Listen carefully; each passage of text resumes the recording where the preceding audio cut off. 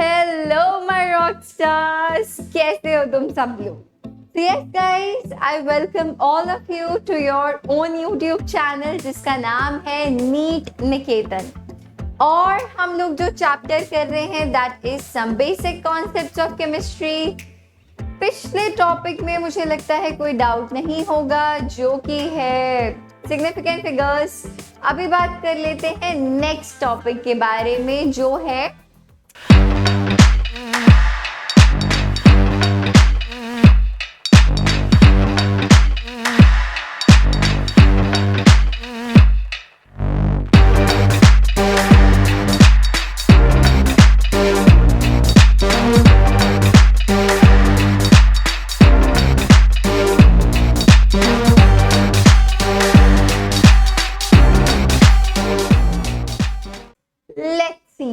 the today's topic which is laws of chemical combinations।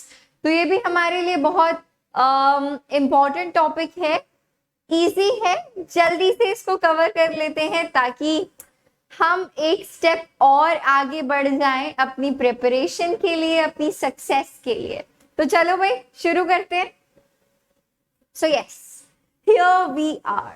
हमको यहाँ पे सबसे पहले बात करनी है law of conservation of mass की। तो यार ये लॉ बहुत सीधा साधा सा है, प्यारा सा है कि अगर आपने कोई रिएक्शन किया तो जितना मास रिएक्शन से पहले था उतना ही मास कंप्लीट रिएक्शन के बाद भी होना चाहिए। ओके, इससे क्या दर्शाया जा सकता है? That mass can neither be created nor be destroyed। कि यार ना तो आप मास को बना सकते हैं और ना ही आप मास को खत्म कर सकते हैं। बड़ी सिंपल सी बात है। यानी कि जो भी रिएक्टेंट का सम है, एक रिएक्शन के लिए अगर बात करें तो जो भी बच्चे रिएक्टेंट का सम है, right, the mass of reactant that is before the reaction must be equal to the mass of products after the reaction. बहुत सिंपल सी क्लियर सी बात है। तो देखो, matter can neither be created nor be destroyed in any physical और chemical reaction. Total mass of the system remains constant. ठीक है भाई, so total mass of the reactant should be equal to the total mass of the product. Exactly जो भी आपको बताया गया वही बातें यहाँ पे लिखी गई हैं। ठीक है जी। अब ये एक इंपॉर्टेंट बात लॉ ऑफ कंजर्वेशन ऑफ मास के बारे में, वो क्या है कि जब आपका रिएक्शन 100% कंप्लीट हो जाता है, सिर्फ और सिर्फ तभी ये लॉ जो है वो वैलिड है। अदरवाइज देखो, बड़ी सिंपल सी बात है, अगर आपका रिएक्शन जो है वो इनकम्प्लीट है, वो पूरा ही नहीं हुआ आपका रिएक्शन, तो आप क्या बोलोगे यार कि जो रिएक्टेंट जिसने रिएक्ट कर दिया, देखो आप क्या बोल सकते हो कि total mass of the reactant किसके इक्वल होएगा? Total mass of the product plus mass of the unreacted reactant. ऐसा रिएक्टेंट जो कि बच गया, तभी तो वो इनकम्प्लीट रिएक्शन रहा होगा ना। तो ये बड़ी सिंपल सी कॉमन सेंस वाली बात है, कोई याद करने वाली रटने वाली बात नहीं है। Next, law of conservation of mass की हमारे पास एक एक्सेप्शन है, और वो क्या है कि न्यूक्लियर रिएक्शन, बूम बड़ाम, राइट, जिसमें बहुत डिस्ट्रक्शन हो सकती है, यू नो ऑलरेडी, राइट।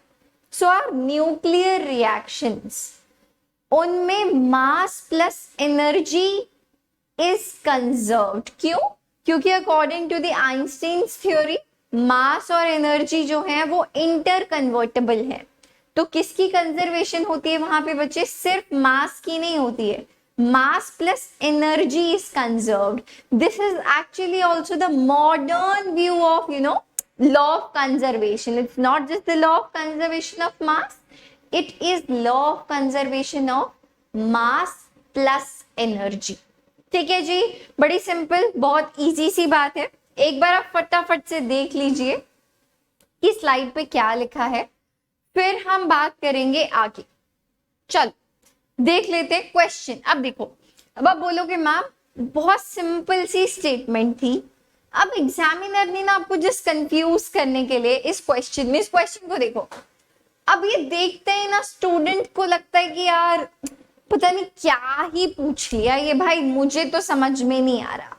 अब उसने ना एक्चुअली बस सिंपल सी बात पूछी है, बस आपको ना ये x y z p q ये सब कुछ देखिए ना कंफ्यूज कर दिया है। क्वेश्चन देखते हैं। n gram of a substance x reacts with m gram of a substance y to form p gram of a substance r and q gram of a substance s. This reaction can be represented as follows: x plus y gives you r plus s. The relation which can be established in the amounts of reactants and the products will be. अब यार ये NEET का ना PYQ है, ठीक है, NEET में question already पूछा जा चुका है बड़े सिंपल से टॉपिक पे, लॉ ऑफ कंजर्वेशन ऑफ मास, और बस एग्जामिनर ने क्या किया है, एक्स वाई पी क्यू ये सब कुछ दे के अल्फाबेट्स घुसा के कंफ्यूजन क्रिएट कर दिया है। तो यार बहुत सिंपल क्वेश्चन है। देखो आपने यहाँ पे क्या किया, x कितना था बच्चे, n है ना, n ग्राम्स आपने x लिया, m ग्राम्स आपने y लिया, r कितना था भाई, r था p ग्राम्स और s था q ग्राम्स। आपसे सिंपली पूछा कि यार रिलेशनशिप बताओ n m p और q में, तो बच्चे आप क्या बोलोगे, mass of reactant should be equal to mass of product, that's it. Mass of reactant must be equal to the mass of product, simply law of conservation of mass, nothing else, nothing else। सही है। तो बच्चे what is the mass of reactant, आप बोलोगे ma'am n plus m, it should be equal to mass of product, कितना आएगा बेटा p plus q। ये तो हो गई बड़ी सिंपल सी equation. As it is check कर लो क्या गिवन है, n माइनस m नहीं, n plus m p plus q। Option number B, very easy right, very very very easy question. तो देखो बस आगे आपका ये आंसर, क्या आप एग्जामिनर देख रहे हो कैसे उसने कंफ्यूज कर दिया। चलो आगे बढ़ते हैं और बात करते हैं किसके बारे में, okay, by the law of conservation of mass, this is just the explanation जो अभी हमने समझा, ठीक है भाई। नेक्स्ट क्वेश्चन की बात कर लेते हैं, लॉ ऑफ कांस्टेंट और डेफिनेट प्रोपोर्शंस। अब देखो इसके नाम में ही छुपा हुआ है इसका मतलब, लॉ ऑफ कांस्टेंट जो चीज चेंज ना हो, है ना, ये डेफिनेट बिल्कुल फिक्स है भाई, इसको चेंज नहीं कर सकते, डेफिनेट है।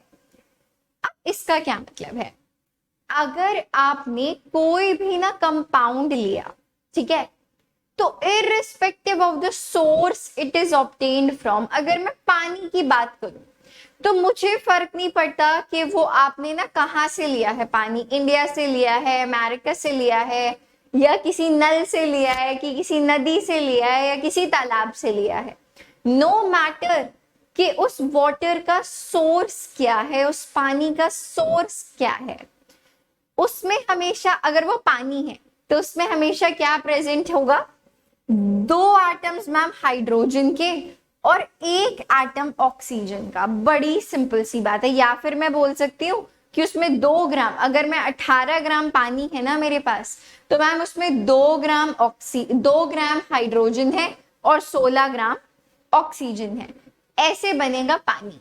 बस यही बात कहता है लॉ ऑफ डेफिनेट या फिर कांस्टेंट प्रोपोर्शंस, बस, ठीक है। अभी देखो स्टेटमेंट देखो, it states that in a chemical compound irrespective of the source it is obtained from contains same elements combining in the definite ratios by mass, कि जो रेशियो होगी बाय मास वो क्या होती है, फिक्स। दैट इज कि किसी भी केमिकल कंपाउंड का जो कॉम्पोजिशन है वो फिक्स्ड होता है, अगर वो पानी है तो वो H2O ही है, दैट्स इट। बहुत इजी, बहुत प्यारा सा, कोई आई डोंट थिंक कि इसमें कोई कंफ्यूजन होना चाहिए। अब इसकी एक्सेप्शन क्या होती है मैम, आइसोटोप्स, हमने पढ़ा है आइसोटोप्स के बारे में, क्या होते हैं, जैसे कि बहुत कॉमन आइसोटोप हमें पता है क्लोरीन 35 एंड क्लोरीन 37। मैम दो फॉर्म्स में एग्जिस्ट करता है, मास नंबर डिफरेंट है लेकिन एटॉमिक नंबर सेम है। ठीक है भाई, तो यहां तो आपने बोल दिया ना एक तरीके से कि मैम क्लोरीन का ना जो कॉम्पोजिशन है वो डिफरेंट है, तो it is an exception. Isotopes and stoichiometric compounds, these are the exceptions। मतलब ये कुछ ऐसी चीजें हैं जो इस लॉ के खिलाफ है, कुछ अलग है इस लॉ से कि भैया हम गवर्न नहीं करते लॉ ऑफ डेफिनेट प्रोपोर्शंस को। तो वो कौन है? आइसोटोप्स। फॉर एग्जाम्पल अगर आपके पास अमोनिया है NH3 तो उसमें एक मॉलिक्यूल नाइट्रोजन होगा, एक एटम नाइट्रोजन का होगा और 3 एटम हाइड्रोजन के होंगे। सही है? या फिर आप सेम बात को कैसे बोल सकते हो फॉर NH3, अगर मेरे पास 17 ग्राम्स NH3 है तो उसमें से 3 ग्राम क्या होगा? 3 ग्राम मैम हाइड्रोजन होगा और बाकी का जो 14 ग्राम है वो नाइट्रोजन होगा। ठीक है भाई, बहुत सिंपल, बहुत इजी। आई डोंट थिंक इसमें कोई परेशानी है। देख लीजिए एक बार इस स्लाइड को, कोई स्क्रीनशॉट लेने की जरूरत अगर आपको लगती है आप ले लो, इसीलिए मैं स्क्रीन से बीच बीच में साइड हो जाती हूँ। ठीक है भाई, आगे बात कर लेते हैं क्या क्या लिखा है। अब ये वही चीज है देखो कि कहीं से भी अब आपने कार्बन डाइऑक्साइड को निकाला हो, चाहे आपने कार्बन को ऑक्सीजन के साथ बर्न करा हो, चाहे आपने कैल्शियम कार्बोनेट को डिकम्पोज कर दिया हो, आपने कैल्शियम कार्बोनेट को यानी कि हीट कर दिया हो तो भी कार्बन डाइऑक्साइड निकलेगा, चाहे आपने कैल्शियम कार्बोनेट को हाइड्रोक्लोरिक एसिड के साथ में रिएक्ट करा दिया हो तो भी कार्बन डाइऑक्साइड निकलेगी। अब ये सब कुछ CO2 CO2 CO2 है, कार्बन डाइऑक्साइड ही है, यानी कि एक एटम कार्बन और 2 एटम ऑक्सीजन के, हमेशा कार्बन डाइऑक्साइड यही होगी। तो मैं यहाँ पे क्या बोल सकती हूँ, यार जो वेट की रेशियो है कार्बन इज टू ऑक्सीजन वो CO2 में मैम हमेशा ना 12:32 ही रहेगी। कैसे? बहुत सिंपल यार, कार्बन का मास कितना होता है मैम? 12। ठीक है, ऑक्सीजन का, एक ऑक्सीजन का होता है 16, 2 का कितना हुआ? 32, तो कितना हो गया? 12:32। सही बात है, वेरी इजी, वेरी सिंपल। इसको आप काटोगे तो क्या आ जाएगा? 3:8। सही है, कोई परेशानी नहीं है। So what ever sample of CO2 is taken, carbon and oxygen are always present in the ratio of 3:8. This is your law of definite or constant proportions. As simple as that. बहुत ज्यादा चीजों को complicate मत करिए, जैसा simple भाषा में, आराम सी भाषा में समझा जा रहा है वैसे समझिए and you will be all set. ठीक है भाई, चल तो ये फिर से वही एक कंक्लूजन है एक तरीके से। So we can conclude that regardless the amount, a compound is always composed of the same elements in the same proportion by mass। इस बात को याद रखना बच्चे कि जो एलिमेंट्स हैं वो किस चीज के सेम प्रोपोर्शन में प्रेजेंट होते हैं? मास के सेम प्रोपोर्शन में प्रेजेंट होते हैं। Please remember this and yes you can C. Alright, आगे बढ़ लेते हैं, आगे बढ़ते हैं और आ गया है हमारा question. Okay, the percentage of copper and oxygen in a sample of CuO, copper oxide obtained from different methods were found to be same. This proves the law of। अब आप बोलोगे मैम अभी अभी ना आपने स्मार्टली, अगर आप answer करोगे बिकॉज मुझे पता है तुम मेरे रॉक स्टार्स हो, बहुत स्मार्ट हो, और सिंपल यार तुम क्या बोलोगे मैम अब भी तो आपने लॉ ऑफ कांस्टेंट प्रोपोर्शन पढ़ाया है, हम आंखें बंद करके बोल देंगे कि कांस्टेंट प्रोपोर्शन है, और एक्चुअली है भी, बट मैं आपको समझा देती हूँ कि कैसे है। अब देखो यार, आपने कोई डिफरेंट मेथड्स अपनाए और आपने देखा कि यार एक ऑक्साइड है कॉपर की जिसमें ना कॉपर और ऑक्सीजन सेम मात्रा में जो है प्रेजेंट है। दे आर फाउंड कि वो percentage of copper and oxygen जो है उस कॉपर ऑक्साइड में हमेशा सेम है। तो of course it defines the law of constant proportion कि कॉपर ऑक्साइड में हमेशा कॉपर की इतनी परसेंटेज होगी, ऑक्सीजन की इतनी परसेंटेज होगी बाय मास। ठीक है भाई, so yes it is constant proportions. Easy peasy lemon squeezy, right? Alright, next बात कर लेते हैं। Okay, this is just the explanation यार, देख सकते हो आप लोग। ठीक है भाई, चलिए आगे बात कर लेते हैं। Next law. अब इस लॉ के लिए बच्चे हमेशा बोलते हैं कि मैम इसकी तो ना स्टेटमेंट में ही झोल है, पता नहीं क्या ही करते रहते हो ना आप। Law of multiple proportions, right? Ma'am इसके तो ना डेफिनेशन में ही झोल है, पता नहीं क्या हो रहा है, राइट? चलो देखो, अभी देखो इसको ना इनफैक्ट इस टेबल की हेल्प से समझते हैं। लेट मी चेक, आपको दिख रहा है? क्लियरली दिख रहा है, सही है। इसको इस टेबल के हेल्प से समझते हैं। दिस इज द बेस्ट, मतलब मुझे लगता है बच्चों को ऐसे बेस्ट तरीके से समझ में आ सकता है। देखो यार, मैं कह रही हूं नाइट्रोजन और ऑक्सीजन आपने लिया, सही है? और वो लोग नहीं, ये दोनों मिलके 5 तरीके के ऑक्साइड्स फॉर्म कर सकते हैं। ठीक है, 5 तरीके के ऑक्साइड्स फॉर्म कर सकते हैं। N2O, NO, N2O3, NO2, N2O5, सब में नाइट्रोजन और ऑक्सीजन ही प्रेजेंट है, पर ये डिफरेंट कंपाउंड्स हैं, राइट? ये डिफरेंट कंपाउंड्स हैं। तो इनके लिए क्या लॉ है? अगर मैं कहूं कि कोई 2 या 2 से ज्यादा एलिमेंट मिलके एक से ज्यादा कंपाउंड बना सकते हैं। सबसे पहली बात, ये लॉ सिर्फ और सिर्फ ऐसे वाली कैटेगरी में ही वैलिड होती है।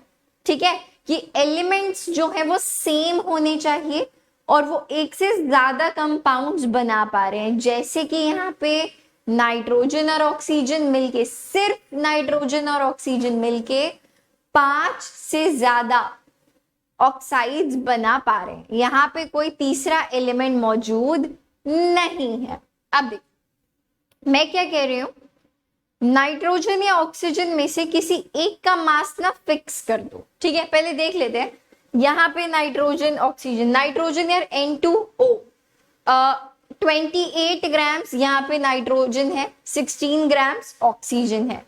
तो इस तरीके से ना हमने हर किसी जगह नोट कर लिया कि NO में 14 ग्राम्स नाइट्रोजन, 16 ग्राम्स ऑक्सीजन।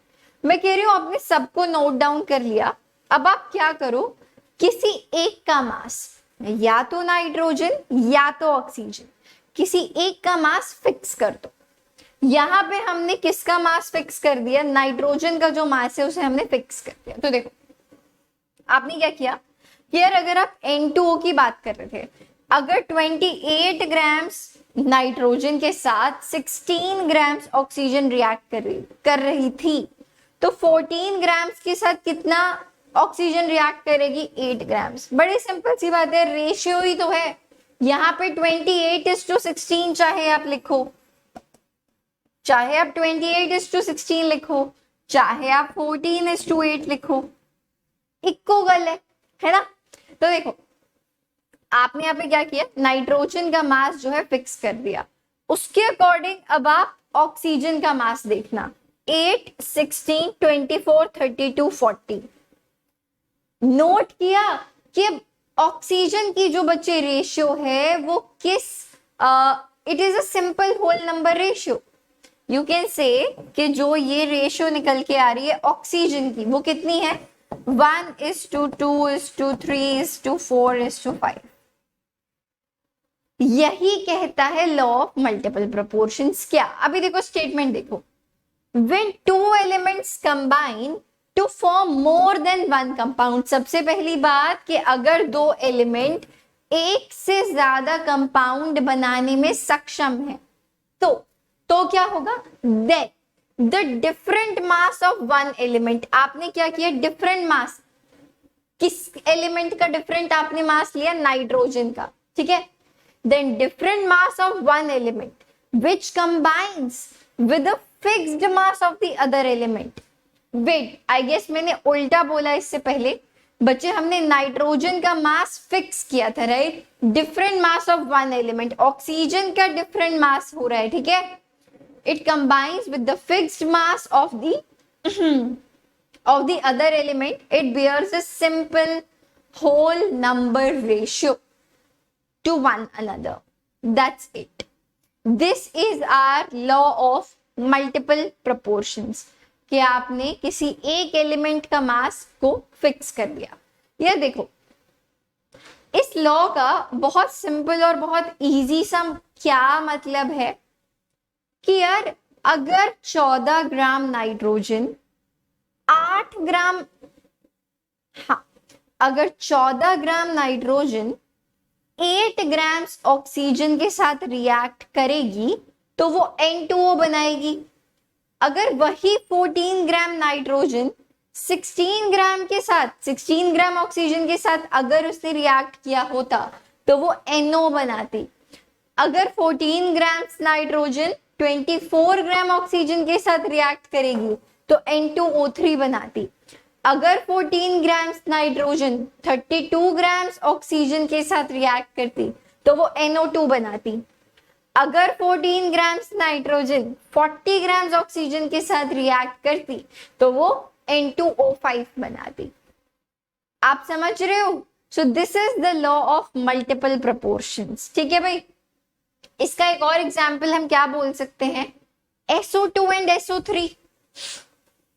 बहुत सारे एग्जाम्पल है, बस समझाने के लिए एक और एग्जाम्पल की बात कर रहे हैं।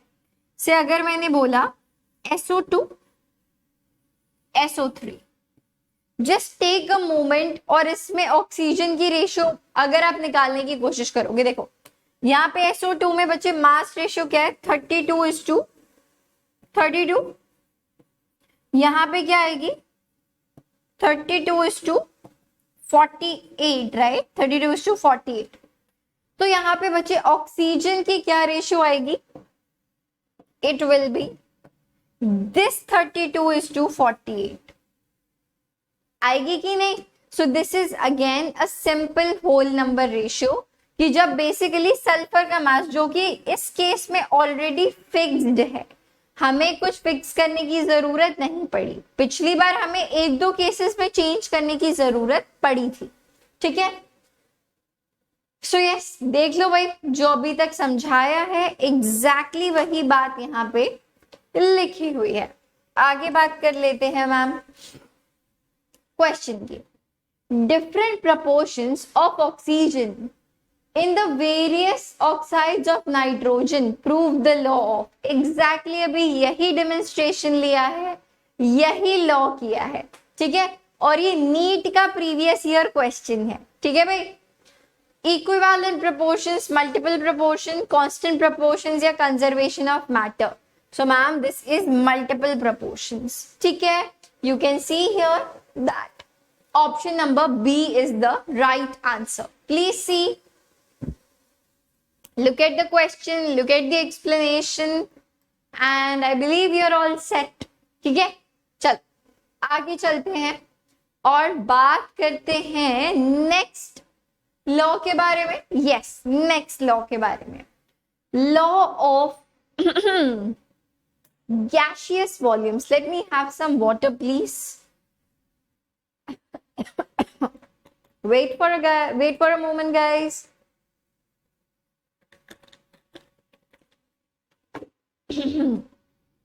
हाँ, तो हम बात कर रहे थे लॉ ऑफ गैशियस वॉल्यूम्स के बारे में। अब उसके नाम में ही आ रहे हैं यार गैशियस, तो यानी कि ये लॉ सिर्फ और सिर्फ गैशियस रिएक्शंस के लिए वैलिड है। अक्सर जो उसके नाम में लिखा है ना, उसमें वही है, तभी तो वो उसका नाम है, ठीक है?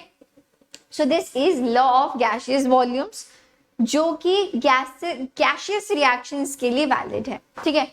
अब देखो, बड़ी बड़ी बड़ी सिंपल लॉ है। अगर मैंने तुमको एक रिएक्शन दिया, H2 gas plus Cl2 gas gives you 2HCl, gas. The reaction must be balanced. इस बात का ध्यान रखना भाई.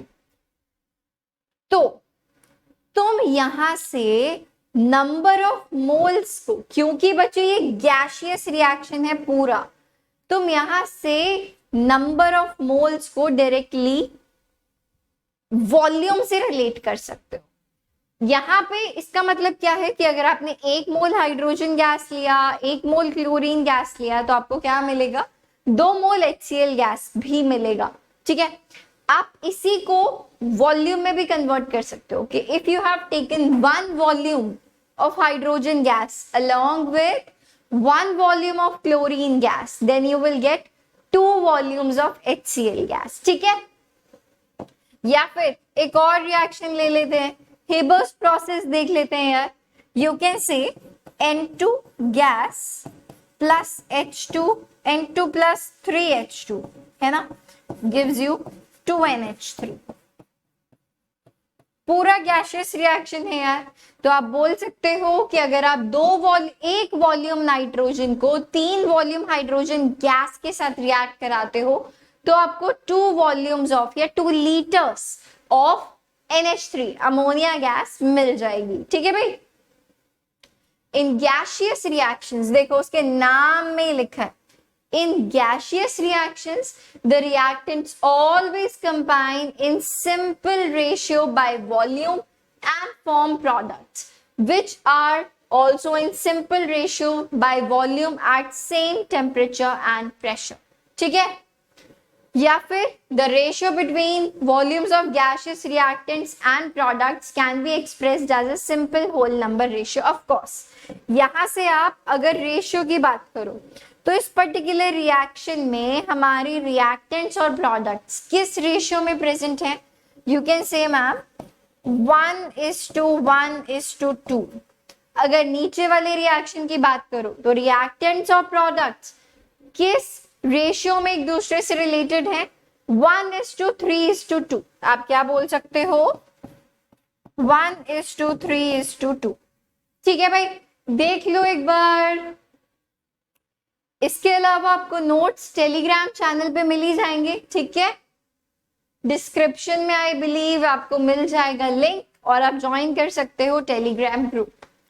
Law of gaseous volume exactly जो अभी आपको बताया गया है वही यहाँ पे लिखा हुआ है. यू कैन सी कूल है.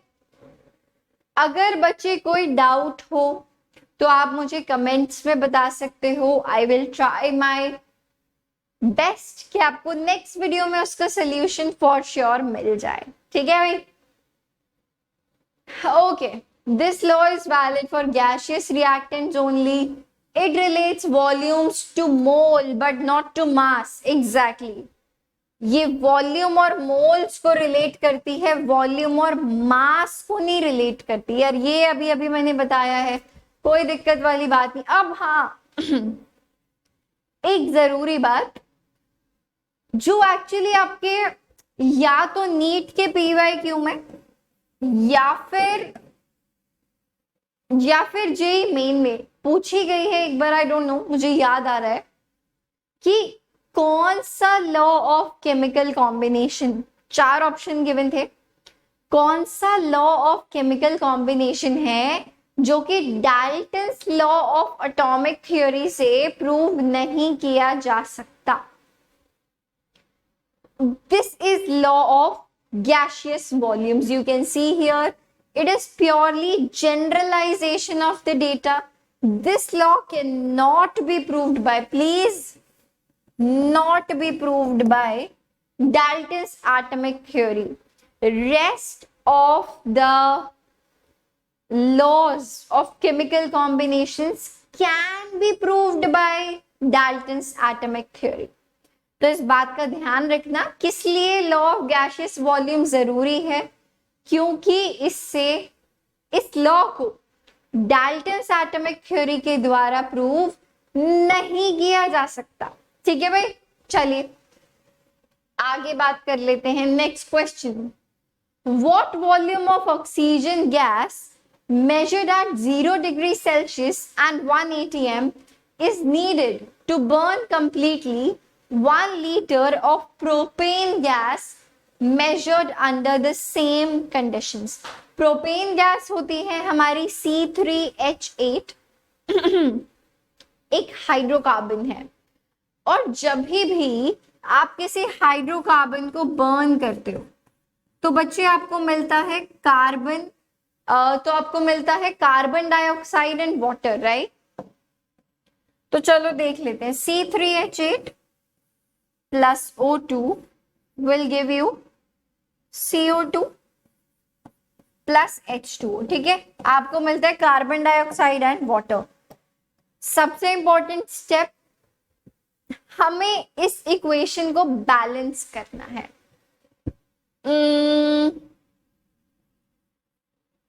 ये हो गई हमारी इक्वेशन बैलेंस, ठीक है भाई, ये हो गई हमारी इक्वेशन को, ये कर दिया हमने बैलेंस। हमसे पूछा है कि कितनी वॉल्यूम ऑक्सीजन गैस जो है वो रिक्वायर्ड होगी ताकि 1 लीटर प्रोपेन गैस को हम बर्न कर पाए। गैसियस रिएक्शन है पूरा, तो यहां पे बच्चे अब सिंपली नंबर ऑफ मोल्स को वॉल्यूम से रिलेट कर सकते हो। 1 मोल प्रोपेन गैस को 5 मोल ऑक्सीजन गैस की जरूरत है, तो यानी कि 1 लीटर प्रोपेन गैस को 5 लीटर ऑक्सीजन गैस की रिक्वायरमेंट है।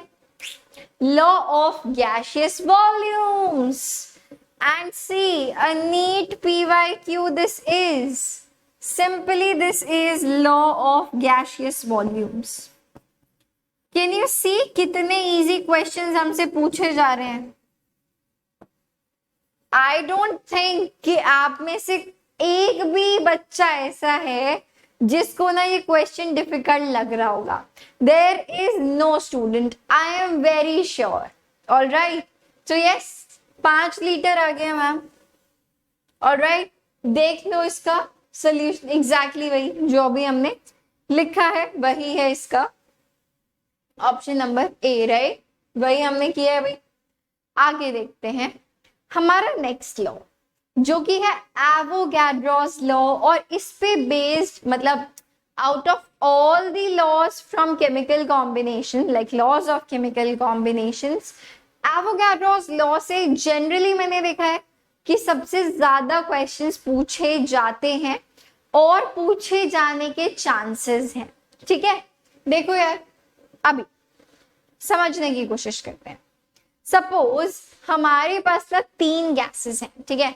We have 3 gases A, B and C at the same pressure P, ठीक है।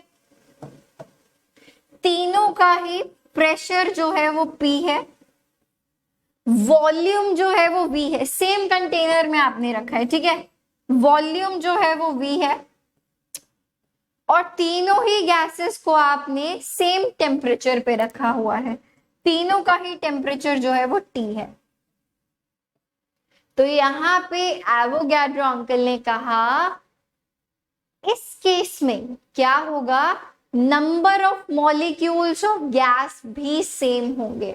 आप यहाँ पे क्या बोलोगे, number of molecules of A is equal to number of molecules of B is equal to number of molecules of C. अब आप बोलोगे मैम आपने एन लिख दिया, एन का मतलब ना नंबर ऑफ मोल्स होता है, तो मेरा बेटा नंबर ऑफ मॉलिक्यूल्स क्या होते हैं, number of moles into Avogadro number.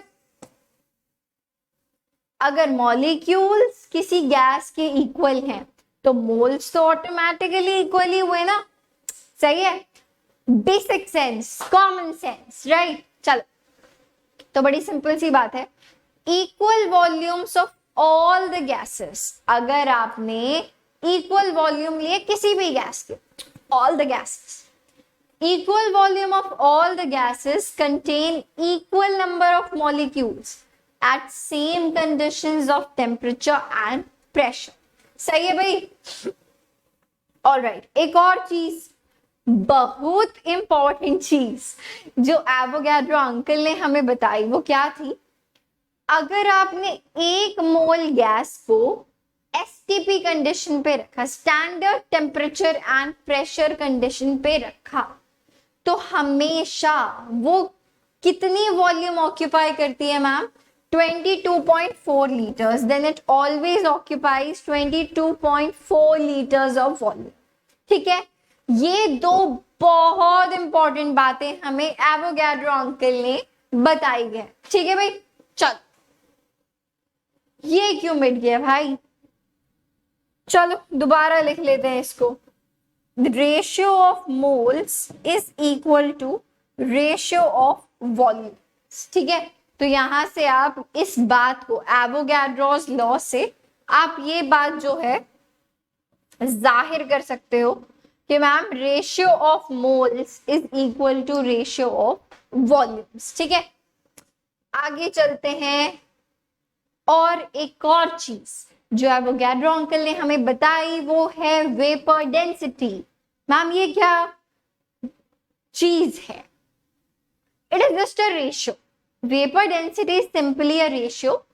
किसी गैस की कितनी डेंसिटी है as compare to hydrogen gas. ठीक है, तो यहां से आपने डेंसिटी को PM/RT लिख सकते हो. तो यार यहाँ पे क्या होगा? बड़ा सिंपल सी बात है मैम, P से P कट जाएगा, RT से RT बच जाएगा. बचेगा क्या? मास ऑफ द गिवन गैस जिसकी आपको एक्चुअली डेंसिटी नहीं पता. ठीक है, divided by mass of hydrogen gas. Hydrogen का मास हमें पता है मैम 2 ग्राम्स पर मोल. तो यहां से आप लिख सकते हो vapour density. Finally density of the gas divided by density of hydrogen will be equal to mass of gas divided by mass of hydrogen gas, that is 2 grams per mole. तो यहां से आप इस mass of gas को क्या लिख सकते हो? this 2 into this vapor density. ठीक है भाई, so this is the relationship and it's important as well. कभी कभी ये आ सकता है. कूल है. आगे बढ़ते हैं क्वेश्चंस की तरफ. Equal masses of H2O2 and methane. Methane होता है भाई साहब CH4. ठीक है, equal masses of H2O2 and methane have been taken in a container of volume V at temperature 27 degrees Celsius in identical conditions. तीनों ही gases बिल्कुल identical conditions में रखे हुए हैं. The ratio of volumes of gases हमें बताना है H2:O2:, methane. सबसे पहले आपको क्या स्ट्राइक करना चाहिए? ऐसे दिमाग की जो बत्ती जलनी चाहिए. ऑल्दो ये पेड़ लग रहा है ना, इसको ऐसे, is it looking like a bulb? Okay, I believe so. सबसे पहले जो दिमाग की बत्ती जलनी चाहिए, मैम ये कौन सा लॉ है? ये एवोगैड्रोस लॉ है. किस लॉ के बारे में अब बात हो रही है? नीट 2014 का क्वेश्चन है, एवोगैड्रोस लॉ. सही है. अभी देखो एवोगैड्रो अंकल ने क्या बताया कि यार आपको रेशियो ऑफ वॉल्यूम्स बताना है and we know ratio of moles is equal to ratio of volumes. अभी बताया था पीछे, ratio of moles is equal to ratio of volumes, right? अब आप बोलोगे मैम नंबर ऑफ मोल्स हम कैसे निकालें? हमें तो मास, बेटा इक्वल मासेस हैं. सपोज कर लो कुछ 100 ग्राम, जैसे x ग्राम हमने ले लिया. ठीक है, तीनों का ही हमने x ग्राम ले लिया. तो निकाल लो यार number of moles. Number of moles given mass divided by molar mass. Molar mass of H2 2. O2 का कितना हो गया भाई? 32. मीथेन का कितना हो गया भाई? CH4 16. निकाल लो यार रेशियो. कितनी आ गई देखो, 16:1:2. 100 यहाँ पे 100 ले लिया है हमने, यहाँ पे इसकी जगह x लिया था. आप कुछ भी ले सकते हो, हार्डली मैटर्स. इक्वल है, रेशियो की बात हो रही है. 16:1:2. Option number C is the right answer. Very easy, very simple. See, हाँ, मुझे लगता है इसमें कोई तकलीफ नहीं है। देख लिया, कितना इजी क्वेश्चन था यार। आगे बात करते हैं। What is the weight of oxygen that is required to complete combustion of 2.8 kg of ethylene? फिर से ये एक नीट का PYQ है बच्चे। अगर बात की जाए इथाइलिन की, इथाइलिन होता है C2H4, ठीक है। इथाइलिन क्या होता है? C2H4। आपने इसकी कंबस्टन, ऑक्सीजन के प्रेजेंस में इसको कंबस्ट कराया, जलाया, तो हाइड्रोकार्बन है, कार्बन डाइऑक्साइड और वाटर प्रोड्यूस करेगा, ठीक है। ठीक है मैम, कर दिया produce carbon dioxide and water. अभी देखो बैलेंस करा इक्वेशन को। यस मैम, बैलेंसिंग आती है, कोई परेशानी नहीं है। अभी देखो तुमसे पूछा है कि कितना ऑक्सीजन का मास रिक्वायर्ड है for the complete combustion of 2.8 kg of ethylene. 2.8 kg आपके पास अगर ये है, तो इसको जलाने के लिए, पूरी तरह जलाने के लिए कितना ऑक्सीजन, मुझे कितनी ऑक्सीजन की रिक्वायरमेंट है, ये हमें बताना है। तो आप कैसे बताओगे यार? देखो बड़ी सिंपल सी बात है मैम, इसको पहले हमें नंबर ऑफ मोल्स में कन्वर्ट करना पड़ेगा। किस में कन्वर्ट करना पड़ेगा? मोल्स में। मास से कभी भी रिलेट नहीं करना, आपको हमेशा नंबर ऑफ मोल्स से कनेक्ट करना है, मास से नहीं रिलेट करना है। चलिए मैम, नंबर ऑफ मोल्स कैसे निकालते हैं? ऑल्दो डेडिकेटेडली हम आगे पढ़ने वाले हैं मोल्स के बारे में भी, but you guys already know, आप तो एग्जाम दे रहे हो। नंबर ऑफ मोल्स, सबसे सिंपल फॉर्मूला ऑलवेज वर्क्स। क्या होता है मैम? गिवन मास, या जो भी आपको मास पता करना है, डिवाइडेड बाय मोलर मास या एटॉमिक मास, ठीक है। Given mass divided by molar mass. किसी कंपाउंड के बारे में बात कर रहे हो तो उसका मोलर मास लोगे, एटम के बारे में बात कर रहे हो तो उसका एटॉमिक मास लोगे। चलो भाई मैम, नंबर ऑफ मोल्स निकाल दो, गिवन मास बच्चे ग्राम्स में लेना है। एक और चीज है, इन्होंने किलोग्राम्स में गिवन है। हम किस में निकालते हैं? मोलर मास ग्राम्स पर मोल में, तो make sure it must be in grams. 2.8 kg का क्या मतलब ma'am? 2800 grams divided by it's molecular weight. कितना है मैम? 12 इंटू 2 प्लस 4, कितना आ गया? 28। यानी कि इसके नंबर ऑफ मोल्स कितने आ गए मैम? सीधा सीधा 100 मोल। 100 मोल। अब 1 मोल इथाइलिन को 3 मोल ऑक्सीजन की जरूरत होती है, तो मैम 100 मोल इथाइलिन को 300 मोल की जरूरत होगी। यार ये तो बड़ी सिंपल सी गणित है। 1 मोल को 3 मोल चाहिए, तो 100 मोल्स को 300 मोल्स चाहिए, सही बात है। तो मैम 300 मोल्स ऑफ O2 की रिक्वायरमेंट है, बट हमको सारे ऑप्शंस ना केजीज में गिवन है, तो अब हमें रिवर्स चलना है। कैसे चलना है? रिवर्स। अब देखो तुमको यहाँ पे नंबर ऑफ मोल्स गिवन है, कितने? 300। So it will be equal to, तुम्हें अगर इसको मास में निकालना है, केजीज में निकालना है, अभी x आएगा किसमें? ग्राम्स में आएगा। याद रखना नंबर ऑफ मोल्स 300 गिवन है, हमें पता करना है कि इस 300 मोल्स का ग्राम्स में मास कितना होगा, divided by it's molecular mass, यानी कि 32। O2 की बात कर रहे हैं, तो यहां से कितना आ जाएगा? 300 इंटू 32, यानी कि 9600 ग्राम्स। बच्चे 9600 ग्राम्स का क्या मतलब है मैम? 9.6 kgs। 9600 ग्राम्स का क्या मतलब है? 9.6 kgs। ग्राम्स और किलोग्राम्स में बच्चे अगर दिक्कत है, मैं वो बहुत ज्यादा आपकी हेल्प नहीं कर सकती। You must know 1 kg is equal to 1000 grams. आप नीट अपीयर करने वाले हो, basic conversions, multiplication, addition, division, इन सब में गलती नहीं चलेगी, ठीक है। मुझे लगता है कि ये सब अब आप सीख चुके हो। कोशिश बस ये करना इस तरीके की सिली मिस्टेक्स आपसे ना हो। बहुत हेल्प होगी, ट्रस्ट मी ऑन दिस, बहुत हेल्प होगी। ठीक है भाई, तो 9.6 kgs कहाँ दिख रहा है? सबसे ऊपर दिख रहा है। जब ऑप्शन नंबर ए होता है ना, मुझे लगता है सबसे ऊपर वाला ऑप्शन, फिर भी क्यों सॉल्व करा यार, बट करना पड़ता है। ठीक है भाई, बहुत सिंपल था, बहुत इजी था, इसमें कोई बड़ी बात नहीं थी, और नीट का प्रीवियस ईयर क्वेश्चन है।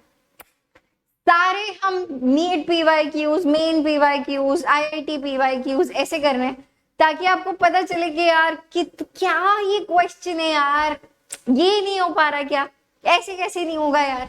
चल, which of the following pairs illustrates law of multiple proportions?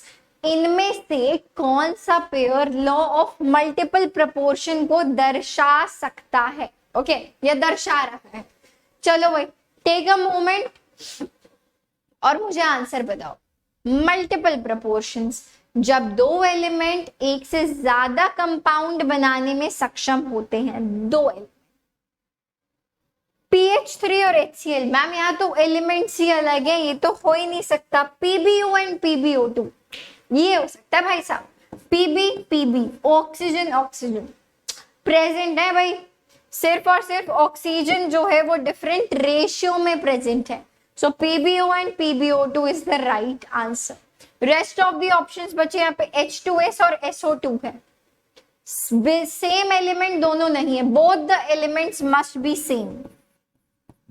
यहां पे लिख लीजिए, both elements must be same, both elements must be same। Same नहीं होंगे तो लॉ ऑफ मल्टीपल प्रोपोर्शंस नहीं होगा। बड़े बहुत सिंपल सी बात है, आगे बढ़ते हैं भाई। सेम जो अभी मैंने बताया वही एक्सप्लेनेशन यार मैं कोशिश की है कि आपको रिटन में भी चीजें मिल जाएं ताकि कोई कंफ्यूजन नहीं, स्कोप ना हो कंफ्यूजन का। Alright, which of the following is the best example to demonstrate the law of conservation of mass? Of course, 12 gram of carbon combines with 32 gram of oxygen to form 44 grams of CO2। मुझे इसमें तो देखो कोई तकलीफ नहीं लग रही है। आपने लिया कार्बन, आपने लिया ऑक्सीजन और आपको मिल गया CO2। कार्बन हमने लिया मैम 12 ग्राम, ऑक्सीजन हमने लिया मैम 32 ग्राम्स और हमको मिल गया 44 ग्राम CO2। देखो यार, रिएक्टेंट जितना, जिस रिएक्टेंट कितना है इधर 44 ग्राम, प्रोडक्ट उधर कितना है 44 gram. I believe option number A is the right answer. आगे भी देख लेते हैं, बट ऑप्शन नंबर बी क्या कहता है? When 72 gram of carbon is heated in a vacuum and no change in its mass takes place। So यार यहाँ पे सिर्फ ऐसे नॉर्मल हीटिंग हो रही है ना। As such, this is not the best example which can illustrate this। ठीक है, the weight of a piece of platinum is the same before and after heating। Similarly यहाँ पे भी वो heating वाला ही गेम चल रहा है। So none of these तो I won't consider। चल, सेम, अरे वाह, सब सही कर रहे हैं भाई, हम सब सही कर रहे हैं, क्या बात है। मुझे बताना जरूर कि लेक्चर समझ में आया ना अच्छे से, कोई परेशानी तो नहीं हुई? ठीक है जी, चल। Which law is also known as law of constant composition? Ma'am, constant definite proportions। इसके लिए हम गलत नहीं हो सकते। Law of definite proportions. Multiple proportion देख के, पहला ही ऑप्शन देख के हड़बड़ाने का नहीं है, क्योंकि तुमको पता है लॉ ऑफ कांस्टेंट प्रोपोर्शन या डेफिनेट प्रोपोर्शंस सेम होता है। चलिए आगे बात करते हैं। The statement chemical compound always contains same elements in definite proportions by mass and it does not depend on the source of the compound। अरे ma'am, पानी वाला एग्जाम्पल दिया था, कहीं से भी लाओ पानी, पानी पानी है। ठीक है, सो कांस्टेंट प्रोपोर्शन या definite proportions.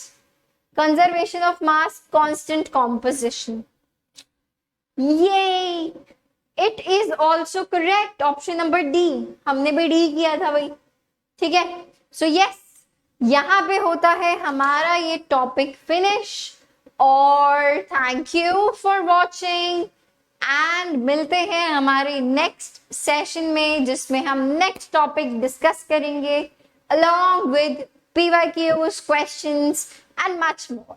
Till then, bye bye and take care.